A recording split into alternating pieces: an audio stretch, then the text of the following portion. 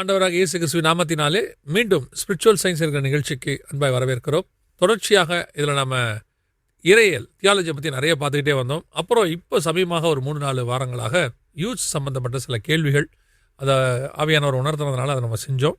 போன வாரமும் அதுக்கு முந்தின வாரமும் மிக முக்கியமான கேள்விகளை பற்றிலாம் நம்ம பார்த்தோம். இன்றைக்கும் அதே மாதிரி ஒரு மிக முக்கியமான விஷயத்தை பற்றி நம்ம பார்க்க போகிறோம். நம்மோடு கூட பிரதர் ரூபன் வந்திருக்காங்க. அவங்களுடைய சேனல் வைஸோ பைபிள், அதை நீங்கள் தொடர்ச்சியாக பாருங்கள். நம்ம சொல்லிக்கிட்டே இருக்கிறோம். அதுலேயும் நிறைய காரியங்கள் வருது. அது மட்டும் இல்லாமல் இந்த நிகழ்ச்சி YTV HLM TV ரெண்டுத்துலேயுமே வரும். ரெண்டுத்துலையும் நீங்கள் பார்க்கலாம். வாங்க நம்ம பிரதர்கிட்ட பார்ப்போம். Praise lord brother. Praise lord. எப்படி இருக்கீங்க? நல்லா இருக்கேன். நீங்கள் எப்படி இருக்கீங்க? காட்ஸ் கிரேஸ் ரொம்ப நல்லா இருக்கிறோம். நீண்ட பெரிய போராட்டத்துக்கு பிறகு இந்த நிகழ்ச்சியை நம்ம எடுக்கிறோம். ரொம்ப சந்தோஷம். அப்புறம் நம்ம இன்றைக்கி என்ன பார்க்க போகிறோம்? So praise lord. Once again thank you so much for your invitation. Last ஒரு சில எபிசோட்ஸ் வந்து யூத் ஸ்பெஷல்னு அந்த சிந்தட்டிக் செல்லேருந்து ஆரம்பித்து வரிசையாக நம்ம பார்த்துட்டு வரோம். இன்றைக்கி ஒரு முக்கியமான விஷயம் என்னுடைய மனசை ஒரு சில மாதங்களுக்கு முன்பதாகவும் ஒரு சில வருஷத்துக்கு முன்பதாகவும் இது பாதித்த ஒரு விஷயம். ஸோ அதை எடுத்துகிட்டு போகலான்னு பார்க்குறேன். ஓ பிரைஸ் காட். ரொம்ப எமோஷனலாக இருக்கும்னு நான் நினைக்கிறேன்.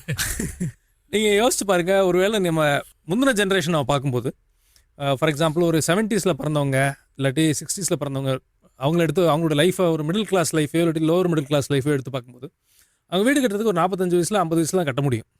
ஆமாம், அது அவங்களுடைய கனவு இல்லை வாழ்நாள் அச்சீவ்மெண்ட்னு சொல்லலாம். ஆமாம், அதே மாதிரி கார் வாங்குறதுங்கிறது எனக்கு முந்தின ஜென்ரேஷனில் இருந்தவங்களுக்கு ஒரு பெரிய விஷயம். எங்கள் அதாவது 70s 80s வந்து ஒரு சிலரால் மட்டும்தான் அது முடியுமே, வேறால முடியாது.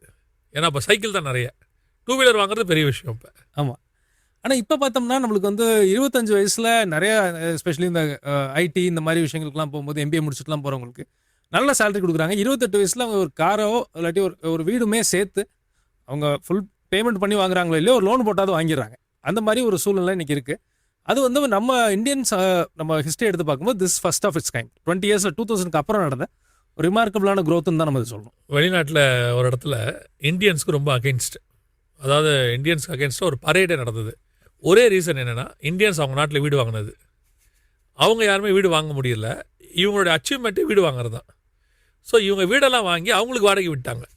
சரி, ஸோ அதை எதிர்த்து எங்களுக்கு வாழ இடம் இல்லை, இந்தியன்ஸ் அதிகமாக இடம் கிட்டாங்கன்னு ஒரு பரேடே நடந்துச்சு பெருசாக. ஓ ஓகே. ஸோ இந்த மாதிரி போயிட்டு இருக்கும்போது இப்போ ஒரு புதுசாக ஒரு ட்ரெண்ட் ஒன்று க்ரியேட் ஆகுது. என்னென்னா, இந்த இப்போ எல்லாருமே வந்து ட்ரேடிங்கில் இன்வெஸ்ட் பண்ணணும். ட்ரேட் பண்ணுறதுல ட்ரேடிங் ஆப்ஸ்லாம் நிறையா இருக்குது. ஸ்டாக் மார்க்கெட்டில் ட்ரேடிங் நிறையா பண்ணுறதுக்கு ஆரம்பிச்சிருக்காங்க. ஸோ அதில் வந்த விளைவுகளும் என்ன, இப்போ புதுசாக வந்துட்டு இருக்க அந்த AI பபுள்னு ஒன்று சொல்கிறாங்க. அது பர்ஸ்ட் ஆகுமா ஆகாதாங்கிறது நம்மளுக்கு தெரில. ஆனால் AI வந்து இப்போ கண்ணா பின்னாடி வளர்ந்துட்டுருக்கு. ஒரு சின்ன ஒரு எக்ஸாம்பிள் சொல்லணும் அப்படின்னா, ஜூன் 12 ஒரு பெரிய நியூஸ் வந்தது. உலகத்தில் மொத ட்ரில்லியனர், ஓகே, $1 trillion வந்து வேல்யூவேஷனுக்கு இலான் மஸ்கோடைய இது எல்லாமே வந்திருக்கு. அவருடைய ஒர்த்து வந்து பார்த்தீங்கன்னா மோர் தென் 1 trillion கிராஸ் ஆச்சு. அப்பா, $1 trillion நீங்கள் எடுத்துக்கிட்டிங்கன்னா ஆல்மோஸ்ட் $1,00,000 கோடி. $1,00,000 கோடி. ஆமாம், அப்போ நம்ம ஊருக்கு எடுத்துக்கிட்டோம்னா கிட்டத்தட்ட ஒரு 96 லட்சம் கோடி டாலர். 96 லட்சம் கோடி ரூபா. 1 லட்சம் கோடி ரூபா. ஓகே, 96 லட்சம் கோடி. ஓகே, இது ரொம்ப பெருசாக பேசப்பட்டுச்சு. இந்த AI என்ன பண்ணுச்சு லாஸ்ட் ஒரு 5 இயர்ஸில் பார்த்தீங்கன்னா, NVIDIAன்னு ஒரு கம்பெனி இருக்குது. ஓகே, ஒருவேளை நீங்கள் கேள்விப்பட்டிருவீங்க. உலகத்தில் மோஸ்ட் என்ன சொல்கிறது MCAPல ஜாஸ்தியாக இருக்கிற கம்பெனி அதுதான். மார்க்கெட் கேபிட்டலைசேஷன் இவங்க சொல்கிறாங்க. மார்க்கெட் கேபிட்டலைசேஷன்னா என்னென்னா, அந்த கம்பெனியோட மொத்த மதிப்பு. அது எப்படி இவங்க கால்குலேட் பண்ணுறாங்கன்னா, total number of shares into share value, அன்னைக்கு இருக்க ஷேர் வேல்யூ. ஓகே, இப்போ ஒரு கம்பெனி வந்து ஒரு ஷேர் வந்து 100 ரூபா இருக்குது அப்படிங்கிற பட்சத்தில் மொத்தம் அந்த கம்பெனி 100 ஷேர் இருக்குன்னா, இதை ரெண்டையும் மல்டிப்ளை பண்ணிங்கன்னா 10,000ங்கிறது தான் அந்த கம்பெனியோட வேல்யூ. இதுதான் MCAPனு இவங்க சொல்கிறாங்க. இது எப்போ கூட்டுனுச்சு இருக்கு அப்படின்னு பார்க்கும்போது, ரீசெண்டாக SpaceXனு ஒரு கம்பெனி, அவரோட இந்த ராக்கெட் ஒரு கம்பெனி ஒன்று வச்சிருக்காரு. ஆமாம், நிறைய சேட்டலைட்ஸ்க்கு நிறைய இது பண்ணியிருக்காரு, லான்ச் பண்ணியிருக்காரு. ஆமாம், அந்த கம்பெனியோட IPO இப்போ தான் வந்தது, போன மாதம் தான் வந்தது. அது நல்லா பூம் ஆனதுனால இவர் பேரில் இருக்க ஸ்டாக்ஸ் எல்லாம் கூடி $1,00,000 கோடி தாண்டுச்சு. அப்பா, ஓகே. இது வந்து இப்போ NVIDIA எடுத்துக்கிட்டிங்கன்னா $4.5 trillion கம்பெனி. அந்த மொத்த ஸ்டாக்கோட மதிப்பு NVIDIA எடுத்துக்கிட்டிங்கன்னா $4.5 trillion, $4,50,000 கோடி. அந்த கம்பெனியோட மதிப்பு. ஓகே, அது எதனால் வந்தது அப்படின்னு பார்க்கும்போது இந்த AI பூம்னால தான் அது வந்தது. அவங்க என்ன பண்ணுறாங்கன்னா, அவங்க வந்து இந்த ஏஐக்கு வந்து சிப்பு, GPUs, நம்ம கிராஃபிக்ஸ் ப்ராசஸிங் யூனிட்லாம் நம்ம எடிட்டிங் பண்ணுற சிஸ்டம்லாம் யூஸ் பண்ணுறோம் இல்லையா, இது எல்லாமே அந்த கம்பெனி டிசைன் பண்ணுறாங்க. ஓகே, அவங்க எதையுமே மேனுஃபேக்சர் பண்ணுறது கிடையாது. ஒன்லி டிசைன் மட்டும் தான் பண்ணுறாங்க. அது அதனுடைய ஜிபியூஸ் இல்லாமல் ஏஐ சரியாக வேலை செய்ய முடியாது. ஓகே. இது ஒரு சின்ன ஒரு பெர்ஸ்பெக்டிவ் சொல்லணும் அப்படின்னா, இந்தியாவோட ஜிடிபி வந்து almost $4.5 trillion approximately yearly GDP. Okay. மொத்த கிராஸ் டொமஸ்டிக் ப்ராடக்ட்டுங்கிறது ஒரு நாட்டினுடைய மொத்த உற்பத்தியினுடைய ப்ளஸ் சர்வீஸ் சேவைகளுடைய மதிப்பு. ஓகே. இது எல்லாத்தையும் சேர்த்தோம்னா ஜிடிபின்னு நம்ம சொல்கிறோம். 130 கோடி பேர் இல்லாட்டி 140 கோடி பேர் இருக்கிற நாட்டுடைய ஜிடிபியும் அந்த ஒரே ஒரு கம்பெனியோட எம்கேப்பும் சேம். அமேசிங். இதில் அன்பிலீவபிள். நான் ஒரு சின்ன ஒரு இது பண்ணிட்டு இருந்தேன், ஒரு இவாலுவேஷன், ஒரு இந்த டிஸ்கஷனுக்காக நான் ஒரு இது பார்த்துட்டு இருக்கும்போது, இந்தியாவில் இருக்க டாப் ஐடி கம்பெனிஸ் ஒரு 6-7 companies, TCS, Infosys, HCL, Wipro, L and T, Mindtree, Tech Mahindra, இந்த 6 கம்பெனியும் எடுத்து பார்க்கும்போது, இப்போ நான் எம்கேப் சொன்னேன் இல்லையா, இது மொத்தம் இந்த 6 கம்பெனியும் சேர்த்த எம்கேப்பே $200 பில்லியன் தான். பில்லியன் தான், ட்ரில்லியன்களை போல. ஆஹா. ஓகே. 1000 பில்லியனுங்கிறது தான் $1 trillion. 200 பில்லியன் போது $100 கோடி ஒரு பில்லியன் இன்ட்டு 200 நம்ம பண்ணிக்கணும். ஓகே. இதில் மொத்தம் இந்த 6 கம்பெனிலையும் வேலை பார்க்குறவங்களுடைய அப்ராக்சிமேட் ஸ்ட்ரென்த் பார்த்தீங்கன்னா, ஹியூமன் ரிசோர்ஸ் பார்த்தீங்கன்னா அப்ராக்சிமேட்லி 16 லட்சம் பேர் இருக்காங்க. ஓகே. மொத்தம் இந்த இப்போ நான் சொன்ன இந்த 6 லார்ஜ் ஐடி இந்தியன் ஐடி கம்பெனிஸ்க்கு. ஆனால் அந்த என்விடியா சொன்னேன் இல்லையா, அதில் வெறும் 42,000 பேர் தான். அந்த கம்பெனியில் மொத்தமே 42 பேர் தான் வேலை செய்கிறாங்க. ஆனால் அவங்களுடையதான எம்கேப் பார்த்துக்கிட்டிங்கன்னா கிட்டத்தட்ட 4.5 trillion. ஓகே. இப்போ இதுக்கு ஆதாரமாக இருக்கிறது ஏஐ. இப்போ இதெல்லாம் இப்போ வரைக்கும் நடந்துகிட்டு இருக்க விஷயத்த பார்த்தோம். இப்போ அடுத்து ஒரு பூம் வருது என்னன்னா, இப்போ இந்த ஆண்ட்ரோஃபிக்னு ஒரு கம்பெனி இருக்குது. கிளாடுன்னு ஒரு எப்படி சாட் ஜிபிடி இருக்குதோ, ஆமாம், அதை விட அட்வான்ஸ்டாக வந்திருக்குது கிளாடு ஏஐ அப்படின்ட்டு. அவங்க ஆண்ட்ரோஃபிக்ங்கிற ப்ராடக்ட், அந்த கம்பெனியோட ப்ராடக்ட் தான் இந்த கிளாடுங்கிறது. இப்போ இவங்க வந்து இன்னும் ஐபிஓக்கு வரல, அதாவது ஸ்டாக் மார்க்கெட்டில் இன்னும் லிஸ்ட் ஆகலை. ஆகாமலே இவங்களுடைய வேல்யூவேஷன் ப்ரைவேட்டாக சொல்கிறது பார்த்தீங்கன்னா ஆல்மோஸ்ட் $1 trillion. இப்போவே இன்னும் ஷேருக்குள்ளே வரல. ஷேருக்குள்ளே வந்தால் தான் அது என்ன உண்மையான நிலவரம் நம்மளுக்கு தெரியும். ஆனால் இப்போவே அவங்களுடைய ப்ரைவேட் வேல்யூவேஷன், அவங்கள ஒரு அசஸ் பண்ணி வச்சு சொல்கிற வேல்யூவேஷன் பார்த்தீங்கன்னா அப்ராக்சிமேட்லி $950 பில்லியன் $1 trillion வரைக்கும் சொல்கிறாங்க.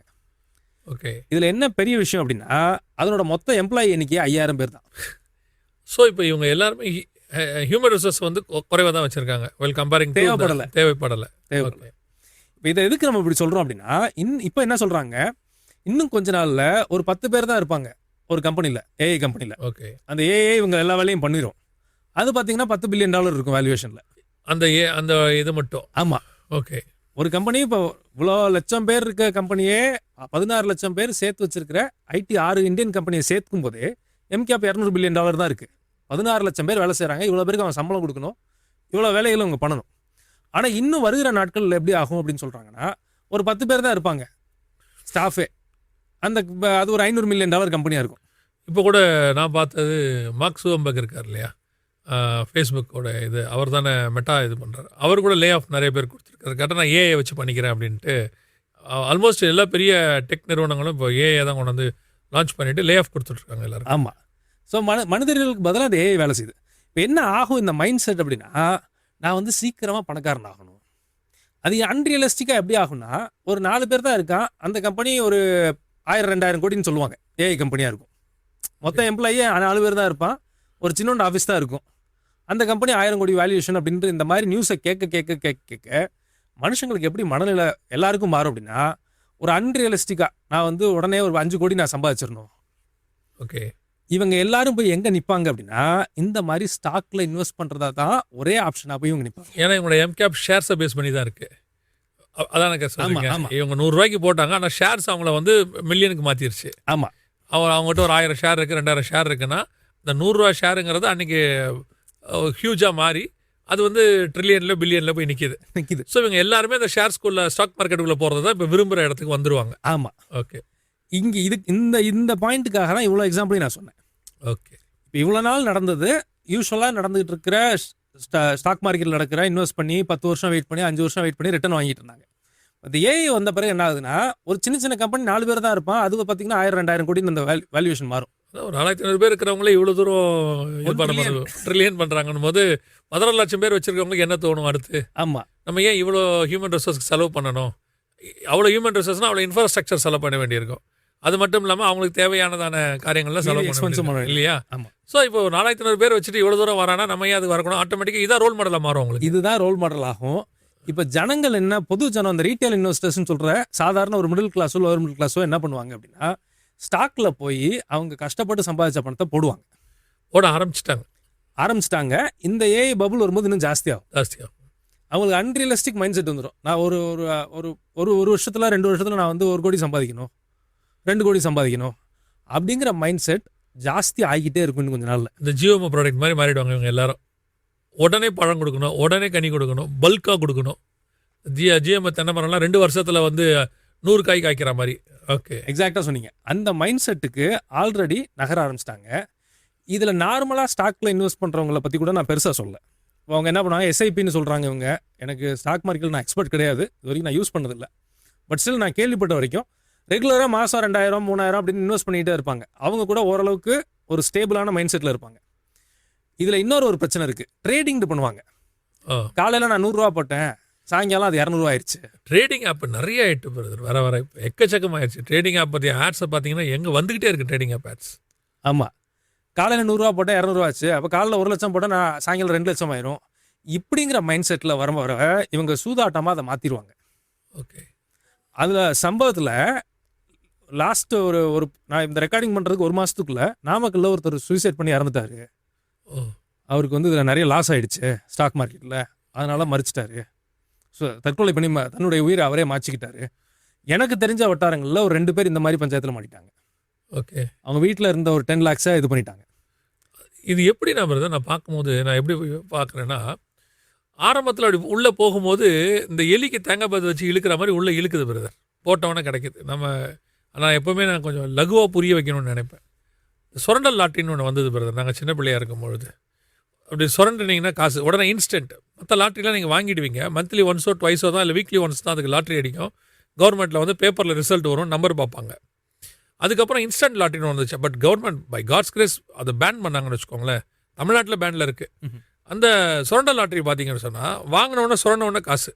ஓகே, பண்ண இப்போ இன்ஸ்டன்ட் லாட்ரி அதுக்கு பேர். அப்படி சுரண்டுவாங்க. 5 ரூபா 10 ரூபா 100, அப்போல்லாம் 1 ரூபா 2 ரூபா தான், 50 ரூபான்றது மேக்ஸிமம் பார்ப்பாங்க. இவனே வாங்குவாங்க. அதுக்கப்புறம் ஜனங்க எப்படி ஆகிட்டாங்கன்னா, ஒரு பல்கில் 100 இருக்கும் பிரதர், அது ஒன்று 1 ரூபா தான், 100 ரூபா கொடுத்து வாங்குவாங்க. அன்றைக்கி 100 ரூபாங்கிறது பிரதர் ஒன் வீக்குக்கு தேவையான சாப்பாடு அவங்களுக்கு. ஓகே, ஸோ அதை கொடுத்து அப்படியே வாங்குவாங்க. ஏன்னா அதில் 5 6 தான் அடிக்கும். ஓகே, மிச்சம் 95 அடிக்காது. அந்த 5 6 அடிக்கும் போது ஒவ்வொன்றிலையும் 5 ரூபா 10 ரூபா, சிலதில் 50 ரூபா 100 ரூபான்னு வரும்போது ஒரு 50 ரூபா எக்ஸ்ட்ரா கிடைக்கும். அப்படின்னு நினச்சி வாங்கி 100 ரூபா போனவங்களும் இருக்காங்க.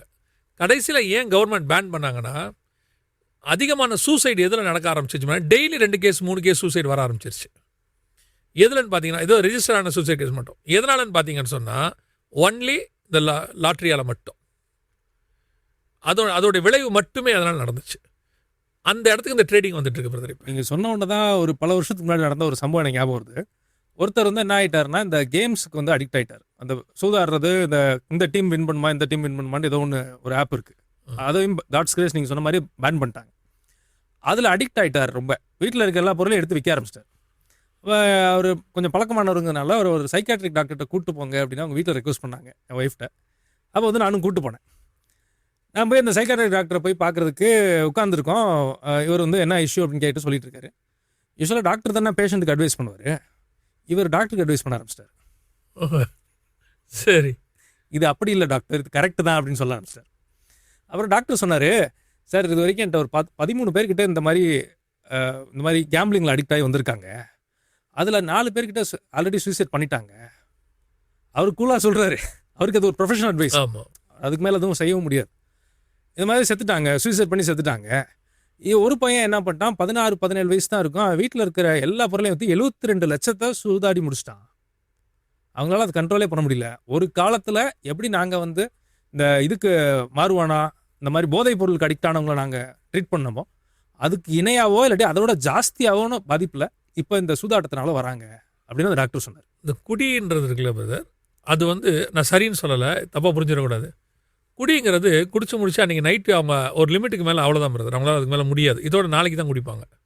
ஆனால் சூதாட்டம் இருக்க பாருங்க பிரதர், கேம்பிளிங் வெரி டேஞ்சரஸ். எனக்கு தெரிஞ்ச ஒரு ஃபேமிலி டோட்டல் கொலாப்ஸ் பிரதர். அந்த அப்போல்லாம் சீட் ஆடுவாங்க, அவங்க போய் உட்காந்தாங்கன்னா எழுந்திரிக்கவே மாட்டாங்க பிரதர். விட்டதை பிடிக்கணும், வாங்கிடணும், திருப்பி வரணும் அப்படின்ட்டு அப்படியே உள்ளது போக போக போக வீட்டை அடமானம் வச்சு விளையாடினவங்களாம் இருக்காங்க பிரதர். டோட்டல் ஃபேமிலி கொலாப்ஸ் ஆகி நடுத்தருக்கு போய் நின்றவங்களாம் இருக்காங்க. நீங்கள் சொல்லும்போது அந்த டாக்டர் சொன்னது ஒரு பாயிண்ட் மிஸ் பண்ணிட்டேன். அவர் என்ன சொன்னார் அப்படின்னா, இவங்களுக்கு என்ன ஆகுனா ஃபஸ்ட்டு போன உடனே அந்த இதை வின் பண்ணுவாங்க ஒரு 100-200 ரூபா. அதுக்கப்புறம் 1000ல் லூஸ் பண்ணுவாங்க, அப்புறம் லட்சத்தில் லூஸ் பண்ணுவாங்க. இவங்களுக்கு மைண்ட் என்ன வரும் அப்படின்னா, நான் இழந்ததை மட்டும் எப்படியாவது திரும்ப மீட்டுட்டேன்னா இதுலேருந்து நான் வெளில போயிடுவேன்னு நினச்சி இவங்க போட்டுக்கிட்டே இருப்பாங்க. ஆமாம், இது இந்த சைக்கிள்லேருந்து அவங்களால வெளியிலே வர முடியாது. நான் இதை எப்படி பார்க்குறேன்னா, பழக்கம்ன்றது வந்து உலகம் சொல்லக்கூடியது பிரதர். அடிக்ஷனுங்கிறது கூட உலகம் சொல்கிறது. நான் அதை தான் சொல்கிறேன், அது ஒரு ஸ்பிரிட் பிரதர். வஞ்சகம், வஞ்சகமான ஆவி. அது உங்களை அப்படியே உள்ளே இழுத்துருவேன். இதில் வந்து யார் இருப்பாங்க நீங்கள் நினைக்கிறீங்க? நாட் ஓன்லி உலகத்தார் இல்லை. இப்போது சீட்டுங்கிறது உலகத்தை பொறுத்த வரைக்கும் ஒரு கெட்ட பழக்கம்னு ஆயிடுச்சு. அதனால் நாம் அதை தடுத்துடுறோம் சர்ச்சஸில். பட் இப்போ நீங்கள் சொன்னீங்களே ட்ரேடிங், இது கெட்ட பழக்கமாக இல்லை. இப்போ அவங்களுக்கு அது சூதாட்டன்றதே அவங்களுக்கு புரியல பிரதர். பிலீவர்ஸ் கூட இதில் இருக்காங்க. எங்களுக்கு ஃபோன்ஸ் வரும், இல்லை நாங்கள் இன்வெஸ்ட் பண்ணலாமா, ஷேர்ஸ் வாங்கலாமா அப்படின்னு சொல்லி கேட்பாங்க. அப்போ அவங்கள அழியாமலேயே இதுக்குள்ளே போகிற எத்தனையோ, இப்போ இந்த ப்ரோக்ராமே அந்த மாதிரி உள்ள பிலீவர்ஸ்க்காக தான் நான் சொல்கிறேன் இதை நான். எக்ஸாக்டாக ஓகே, எக்ஸாக்டாக இதில் வந்து இப்போ நான் சொன்னேன் இல்லையா, நிறைய கிறிஸ்டியன்ஸ் இதில் பாதிக்கப்படுறாங்க. ஆமாம், நான் சொன்ன 3 கேஸுமே கிறிஸ்டியன்ஸ் பிலீவர்ஸ். அவங்களுக்கு இந்த நிலைமைனா, ஒருவேளை எந்த விதமான கைடன்ஸும் இல்லாமல் ஒரு 17-18 வயசு பையன் ஒருத்தன் அதை வச்சு இதோட ஆழம் தெரியாமல் இன்வெஸ்ட் பண்ண ஆரம்பிக்கிறான்னு வச்சுக்கோங்களேன், இவன் என்ன நிலைமைக்கு போய் சேருவான்? திமோத்திக்கு எழுதும்போது பவுல் சொல்வார், கடைசி காலத்தில் கொடிய காலங்கள் வரும் என்று நீ அறிவாயாக. அதில் ஃபஸ்ட்டு என்ன இருக்கும் தெரியுங்களா? அதில் ஒரு 10-12 லிஸ்ட் இருக்கும். ஃபஸ்ட்டு அதில் இருக்கிறது பணப்பிரியராயும். அப்போ அந்த பணப்பிரியம் இன்றைக்கி வேர்ல்டு முழுக்க பாருங்கள், எல்லாத்தையும் பணத்தை வச்சு தான் நிர்ணயிக்குது பிரதர். நீங்கள் ஒரு ஆலையை இப்போ நீங்கள் எலான் மாஸ்கா தான் எதுக்கு சொன்னீங்க? ஒரு 50 வருஷத்துக்கு முன்னாடி பெரிய மனுஷன் யாருன்னா காமராஜர். அவர்கிட்ட காசு இருக்காது. கக்கன் அவர்கிட்ட காசு இருக்காது. ஆனால் குவாலிட்டினா அவங்களுடைய குணாதிசயம் குவாலிட்டி. காந்தி. நம்ம சொல்ல போதெல்லாம் யாரை சொல்லுவோன்னு கேட்டிங்கன்னா, இந்த மாதிரி நல்ல ஹேபிட் உள்ளவங்களை தானே சொல்லுவோம். இப்போ பெரிய மனுஷன் யாருன்னா எலான் மாஸ்க், பில்கேட்ஸ், இவங்க எல்லாருமே பாருங்க பணக்காரங்க. ஏன்னா பணத்தை அடிப்படையாக கொண்டு தான் மனிதன் நிர்ணயிக்கப்படுகிற காலகட்டம் வந்துருச்சு. ஒரு சினிமாவாக இருக்கட்டும், அரசியலாக இருக்கட்டும், எதுவான இருக்கட்டும், சக்ஸஸ்ங்கிறத எதை பேஸ் பண்ணியிருக்குன்னா பணத்தை பேஸ் பண்ணி தான். அதெல்லாம் விட்டுருங்க, ஸ்பிரிச்சுவாலிட்டி நம்ம எடுத்துக்கோமே. ஒருத்தர் பெரிய ஆள் நம்ம யாரை சொல்லுவோம்? அருமையான பாயிண்ட் பிரதர், எக்ஸாக்ட் பாயிண்ட். பெரிய சர்ச்சுன்னு எதை சொல்கிறோம்? நல்ல ஒரு ஆடம்பரமாகவும் நிறைய ஆத்மாக்களும் நல்ல ஒரு படடமாக இருக்கிறதான ஒரு ஊழியக்காரர் தான் நீங்கள் பெரிய ஊழியக்காரர் சொல்கிறீங்க. ஒரு 25 பேரை கர்த்தருக்குள்ளே பர்ஃபெக்டாக நடத்தி இன்றைக்கி பரலோகத்துக்கு கூட்டு போவார்ன்ற ஒரு கான்ஃபிடென்ட்டோட ஸ்ட்ரிக்டாக இருக்கிற பாஸ்டர் நீங்கள் பெரிய பாஸ்டர் சொல்லுவீங்களா? என்ன சொல்ல போகிறீங்க? ஐயோ பாவம், அவரே ஒரு 25 ஆத்மா வச்சு ஓட்டிக்கிட்டு இருக்காரு. எக்ஸாக்டாக அதே ஆத்மா வச்சு ஓட்டிக்கிட்டு இருக்காரு. இதுதான் மெஜாரிட்டி ஆஃப் பீப்புள்கிட்ட இருந்து இந்த ஸ்டேட்மெண்ட் தான் வரும். மக்களுடைய மனநிலையை என்ன இருக்குது? எந்த சர்ச்சுக்கு போகிறீங்கன்னா அவங்களுக்கு அந்த சர்ச்சு பேரை சொல்லும் போதே கௌரவமாக இருக்கணும். அவங்க மைண்ட் செட்லேயே அந்த சர்ச்சு பேரை சொல்லும் போது கௌரவமாக இருக்கணும். அங்கே குவாலிட்டி இருக்கா, வசனம் இருக்கா, அந்த மெய்ப்பர் தனிப்பட்ட முறையில் இவங்களை கவனிக்கிறாரா, இவங்களுக்கு அவங்களுக்கு ஒரு ஸ்பிரிச்சுவல் கான்டாக்ட் பாண்டிங் இருக்கா, அதெல்லாம் முக்கியமே கிடையாது. இவங்க வந்துட்டு எக்ஸிபிஷனுக்கு போகிற மாதிரி போவாங்க, சினிமாவுக்கு போயிட்டு வர மாதிரி வருவாங்க. இவங்களையும் அங்கே யாரும் கவனிக்க மாட்டாங்க. இவங்களுக்கு எந்த இது ஸ்பிரிச்சுவல் கான்டாக்டும் இருக்காது. ஆனால் இவங்க அந்த சர்ச்சில் மெம்பருங்கிறத சொல்கிறதுல இவங்களுக்கு அப்படி ஒரு பெருமை இருக்குது. ஆனால் ஒரு 50 பேரை வச்சுட்டு ஒரு பாஸ்டரு பைபிள் ஸ்டடி எடுத்துக்கிட்டு ஞாயிற்றுக்கிழமை ஆராதனை, சாயங்காலம் ஆராதனை, ப்ரேயர் வச்சு வீட்டு கூட்டம் வச்சு இவங்களை நல்லா உருவாக்கிட்டு இருக்காரு பாருங்க. அவரை பரிதாபமாக பார்க்கறது, பச்சாதாபமாக பார்க்கறது.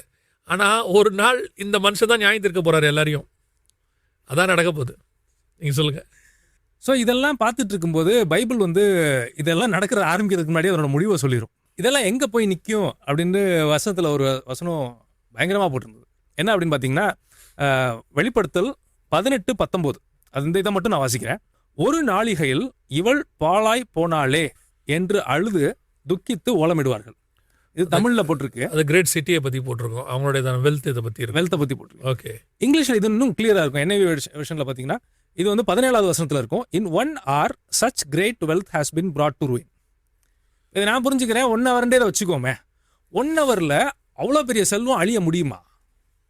ஒரு ஒரு ஒரு சிமெண்ட் ஃபேக்ட்ரி இருக்குது, ஒரு ஸ்பின்னிங் மில்ஸ் இருக்குது, ஒரு 1000 கம்பெனியை ஒரே ஒரு ஆள் வச்சிருக்காரு. அப்படிங்கிற பட்சத்தில் ஒரே மணி நேரத்தில் மொத்த வெல்த்தையும் அழிக்க முடியுமான்னு கேட்டால் வாய்ப்பே கிடையாது. ஆனால் எப்போ வாய்ப்பு இருக்குன்னு பார்த்தீங்கன்னா, இப்போ ஏஐயில் பூம் ஆகுது பார்த்தீங்களா, இது அழிகிறதுக்கு வாய்ப்பு இருக்குது. அவர் ஷேர்ஸ்குள்ளே போனால் வாய்ப்பு இருக்குது. அவர் வந்து ட்ரேடிங்குள்ளே போனார்னா வாய்ப்பு இருக்குது. வாய்ப்பு இருக்குது. இந்த வசனம் அப்படியே நிறைவேறதுக்கு இன்றைக்கி வாய்ப்பு இருக்குது. இவ்வளோ பெரியதான இருக்கக்கூடியதான சிட்டி வெல்த்தோடு இருக்கிறது, செழிப்பாக இருக்கிறது, அதுவும் அங்கே பிஸ்னஸ்னே இருக்கும். நீங்கள் கொஞ்சம் தொடர்ச்சியாக அதை 18ஆம் அதிகாரத்தை வாசிச்சிங்கன்னா அவள் வியாபாரத்தினால்னு இருக்கும், பிஸ்னஸ். ஸோ இந்த பிஸ்னஸ் எல்லாம் 1 hourல போய்டும்னு இருக்கு. 1 ஹவரில் போயிடும். ஓகே. ஒருவேளை ஒரு மேனுஃபேக்சரிங் கம்பெனி ஸ்டாக் மார்க்கெட்லேயே இருந்தால் கூட ஒரு மேனுஃபேக்சரிங் ஒரு 100 கம்பெனி வச்சிருக்கிற இடத்த நீங்கள் 1 மணி நேரத்தில் அழிக்க முடியுமான்னு தெரியாது. ஆனால் ஏதோ ஒன்று நடக்குது. என்ன நடக்குதுன்னு நமக்கு தெரியல. இப்போ இந்த பூம் ஆகிட்டு இருக்கு இல்லையா, இதெல்லாம் வித்தின் ஃப்ராக்ஷன் ஆஃப் செகண்டில் ஒரு 1 ஹவரில் எல்லாம் முடிஞ்சிருது. எல்லாம் கிராஷ் ஆகி இதாகிடுது. ஸோ பணப்பிரியருங்கிற வசனமும் ரெடியாக இருக்குது, 1 ஹவரில் அழியறதுக்கான வசனமும் ரெடியாக இருக்குது. எல்லாமே ஏற்கனவே அவர் தெளிவு வச்சிருக்கிறாரு. ஆனால் இன்றைக்கி இதை புரிஞ்சிக்காம தான் ஒரு பெரிய கூட்டம், நான் சொல்கிறது ஆவிக்குரிய கூட்டம், கிறிஸ்தவ கூட்டம், இவர்கள் உள்ளே போய் எப்படியாவது உலகத்தோடு கூட ஈக்குவலாக இவங்களும் பணக்காராயிடலாம். இப்போது இல்லை வாலிபர்களும் இதில் என்ன சொல்கிறாங்கன்னா, பெரியோர் அட்வைஸ் பண்ணுறாங்க, அப்பா அம்மா சொல்கிறாங்க. ஏன்னா எப்போவுமே நிதானமாக வர்றது நிரந்தரமாக இருக்கும், அவசரமாக வர்றது அவசரமாக போயிடும். அதான் இயல்பு. ஆமணக்கு செடி பார்த்தீங்கன்னா யோனாக்கு அது தோன்றி உடனே அது பட்டு போயிடும். அதான் அதோடைய மெத்தட். ஸோ அப்பா அம்மாவுக்கு தெரியும், எப்பா நம்ம slow and steady wins the race, நமக்கு எப்போவுமே சொல்லிக் கொடுக்கறதான ஒரு ஸ்லோகன். இவங்க வந்து என்ன நினைக்கிறாங்க, 35 வயசுக்குள்ளே வீடு கார் எல்லாம் முடிச்சுட்டு, ஒரு தம்பி என்கிட்ட சொன்னான் 35க்குள்ளே எல்லாம் வாங்கிடணும் அப்படின்னா. நான் கேட்டேன் அதுக்கப்புறம் என்ன செய்வேன்னு கேட்டேன். 35லேருந்து 70 வரைக்கும் என்ன செய்ய போகிறேன், அதுக்கப்புறம் உனக்கு என்னன்னா வாழ்க்கை போர் அடிச்சிடும். ஏனியை படிக்கட்டா அப்படியே ஒன்று ஒன்றா ஏறினா தான் அதோட எண்டுக்கு போகிற வரைக்கும் உங்கள் டைமும் கரெக்டாக இருக்கும். இன்றைக்கி ஒரு குரூப் அப்படியே வேக வேகமாக போய் இன்வெஸ்ட் பண்ணி, எனக்கு தெரிஞ்ச எத்தனையோ வாலிபர்கள் நல்லா பணம் சம்பாதிக்கணும் அப்படின்னு சொல்லி இந்த மாதிரி MLM ட்ரேடிங் இந்த மாதிரி ஸ்டாக் மார்க்கெட்டுக்குள்ளே போய் நாசமானது. இவங்க யாரை ரோல் மாடலாக எடுத்துக்கிறாங்கன்னா, இந்த சக்ஸஸ் ஆன ஒருத்தர் இருக்கான்ல, அதான் அவங்க ரோல் மாடல். யூஸ்வலாக அந்த ப்ரோக்ராம்ஸ் மொத்தமே நம்ம பேசிகிட்டு இருப்போம். வஞ்சகம் உண்மையாக இருக்கும், ஒருத்தனுக்கு சக்ஸஸாகவே ஆயிருக்கும். அவன் வந்து எடுத்துகிட்டு வந்து அந்த பிட்காயின் நடுவில் ஒரு கூத்து வந்துச்சு. ஆமாம், பயங்கரம். நாங்கள் 1 ரூபாய்க்கு வாங்கினோம், இப்போ வந்து 1 கோடி ரூபாய்க்கு போகுது. பணம் போட்டதும் தெரியாது, போனதும் தெரியாது, பார்த்ததும் கிடையாது அந்த பணத்தை. பிட்காயின் என்ன லாஜிக்குங்கிறது யாருக்குமே புரியாது. அது தொடங்கினவனுக்கு மட்டும்தான் தெரியும் அது. ஆமாம். ஸோ இதில் வந்து அவங்க போட்டுட்டு இவங்க என்ன பண்ணுவாங்கன்னா, வரும் அப்படின்னு ஒருத்தனுக்கு வந்திருக்கும். அப்போ அது ஃபேக்ட். ஆனால் சத்தியமாக இருக்குமா அப்படின்னு கேட்டால் அதுதான் ஒரு பெரிய கேள்விக்குறி. இது எல்லா ஃபீல்டுலையும் நிறையா இருக்குது பிரதர், எக்கச்சக்கமாக. இந்த ஃபீல்டில் இப்போ நிறையா இருக்குது. இந்த மாதிரி சினிமாவை தேடி சினிமாவில் பெரிய ஆள் ஆகணும்னு வந்து 2 பேர் சக்ஸஸ் ஆகிருப்பாங்க, கண்டிப்பாக சக்ஸஸ் ஆகிருப்பாங்க. ஆனால் அதை நம்பி 2 லட்சம் பேர் வந்திருப்பாங்க. இவங்க அந்த 2 பேருடைய சக்ஸஸோடைய மட்டும்தான் பார்ப்பாங்க. ஃபெயிலியரான 1,98,000 பேரை இவங்க பார்க்க போகிறதே கிடையாது. அதே மாதிரி தான் இதுலேயும் போயிட்டுருக்குது. ரொம்ப அதாவது நீட் ஆஃப் த அவர்னு சொல்லுவாங்க. இந்த எபிசோட் நான் அப்படி தான் பார்க்குறேன். கர்த்தர் கிருபையாக நமக்கு செய்ய வச்சிருக்கிறாரு. இந்த எபிசோடு உங்களுக்கு பிரயோஜனமாக இருக்கும், கர்த்தருக்குள்ளே நாங்கள் விசுவாசிக்கிறோம். இந்த மாதிரி உள்ள மக்களுக்காக ஜெபம் பண்ணுங்கள். இந்த மாதிரி உள்ள மக்களுக்கு இந்த மாதிரி காரியங்களை சொல்லுங்கள். ஏன்னு சொன்னால் இது உள்ளே போயாச்சுன்னா இது வந்து சமுத்திரம் மாதிரி வெளியே வர்றது ரொம்ப கஷ்டம். ஸோ கர்த்தர் நமக்கு பணத்தாசைன்றது, ஆசைன்றது ஒரு எல்லா தீமைக்கும் வேறுன்னு ஆண்டவர் சொல்லி வச்சிருக்கிறார். ஸோ பணம் தேவை வாழ்க்கைக்கு, ஆனால் பணத்தாசை தான் ஆபத்து. ரொம்ப கேர்ஃபுல்லாக இருந்து கொள்ளுங்க. அதினத்தின் காலத்தில் கர்த்தர் நேர்த்தியாய் செய்ய வல்லமை உள்ளவராக இருக்கிறார். இந்த நிகழ்ச்சியை ஒய்டிவிலையும் பார்க்கலாம், பிரதருடைய வைசோ சேனல்லையும் நீங்கள் பார்க்கலாம். கர்த்தருக்கு சித்தமானால் இன்னொரு எபிசோட் வழியாக உங்களை சந்திக்கிறோம். கர்த்தருடைய வருகை தாமதிக்குமானால் சந்திக்கிறோம். God bless you.